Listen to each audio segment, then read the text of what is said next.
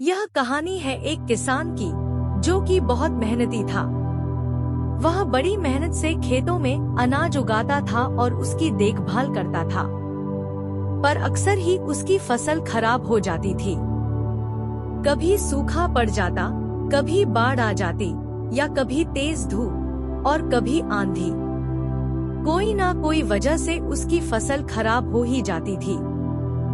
एक दिन दोनों किस पेड़ के नीचे बैठकर अपनी बर्बाद हुई फसल को देख रहा था, और तभी वह गुस्से में आसमान की तरफ देखकर भगवान से कहता है कि मालिक, आपको सब बहुत महान मानते हैं और सबसे ज्यादा ज्ञानी मानते हैं।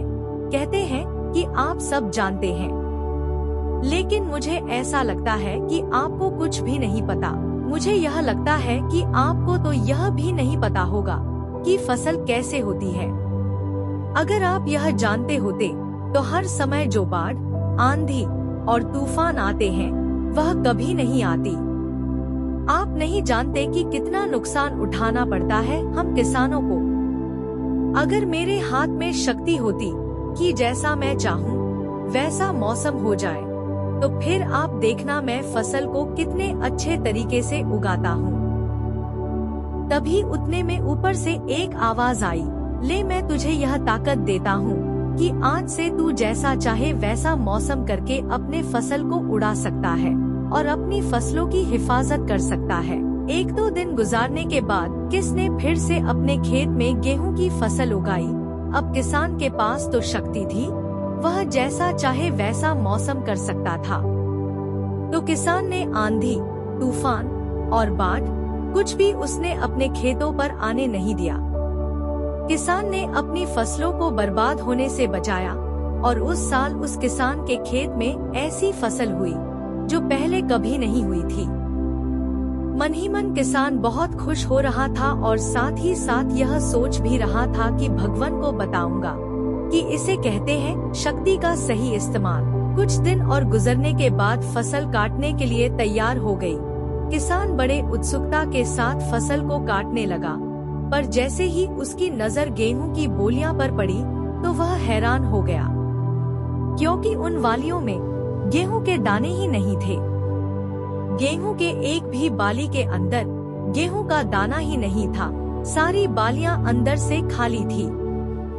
अब वह किस बड़ा परेशान हो गया और फिर से भगवान को पुकारने लगा। वह जोर जोर से चिल्लाकर यह कह रहा था, भगवान, शायद तूने मुझे कोई सजा दी है। तभी ऊपर से आवाज आई कि मैंने तुम्हें कोई सजा नहीं दिया है, बल्कि इसकी जिम्मेदार तो तुम खुद हो।